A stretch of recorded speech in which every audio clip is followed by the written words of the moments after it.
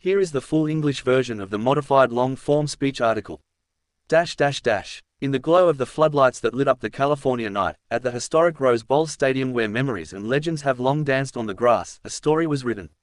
Monterrey's Nelson Diosa, full of purpose and promise, surged forward with intensity in his eyes and rhythm in his stride. But just as he aimed to carve his name into the fabric of the match, he was brought down by River Plate's Maximiliano Meza. It was more than just a foul, it was a symbolic moment. A moment that echoed the truth every footballer knows: greatness always meets resistance. This was no ordinary game. This was the Club World Cup on American soil. It was more than football, it was identity. Monterrey, the beating heart of Mexican football. River Plate, a monument to Argentine pride. The clash wasn't just about tactics or talent, it was about culture, about belonging, about carrying the hopes of millions on your shoulders. Thousands of miles away, in the calm greens of Cromwell, Connecticut, another chapter of sporting excellence was unfolding. Denny McCarthy stood firm at the sixth hole of the Travelers' Championship. With calm precision, he struck the ball, not with force, but with faith.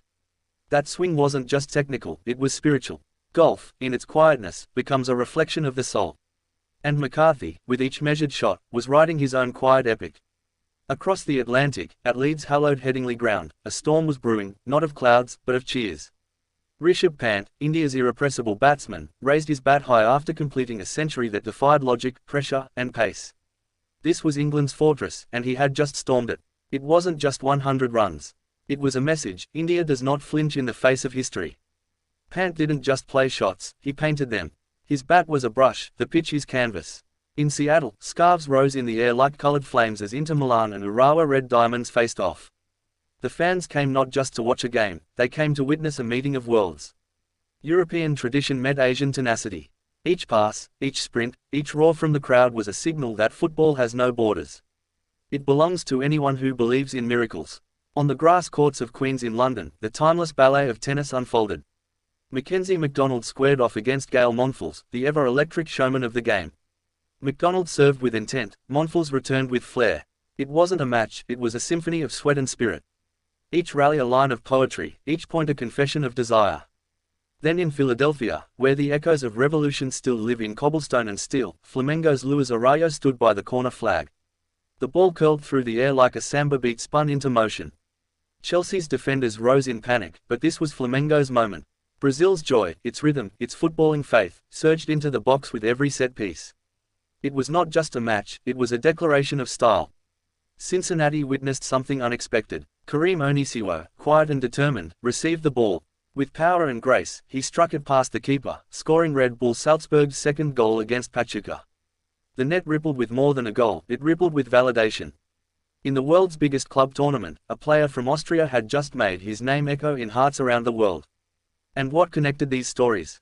Not the scoreboard, not the medals, but the human soul behind each pass, each step, each breath. It was the hunger of Diosa in California, the serenity of McCarthy in Connecticut, the rebellion of Pant in Leeds, the unity of fans in Seattle, the artistry of Monfils and McDonald in London, the fire of Arroyo in Philadelphia, the statement of Onisiwo in Cincinnati. It was about more than sport.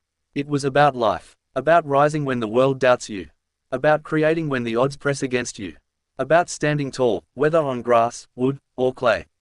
Nelson Diosa didn't just get fouled, he showed that ambition gets knocked down before it rises. Denny McCarthy didn't just swing a club, he carved silence into applause. Rishabh Pant didn't just score 100, he tore pages out of the old cricket textbook and wrote a new one.